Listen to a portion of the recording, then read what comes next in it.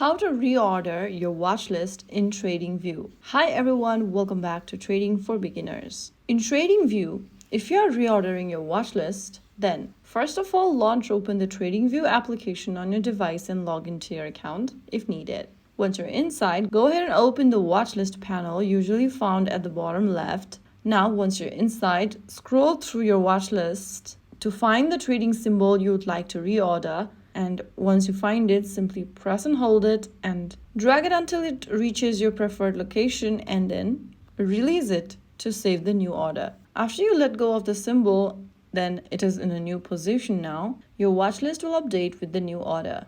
Review the list to make sure your symbol are arranged as the way you want. So that is how you easily reorder your watch list in TradingView. If you found the video helpful, don't forget to like, share, and subscribe to our channel. I will be back again in the next video. Thank you for watching.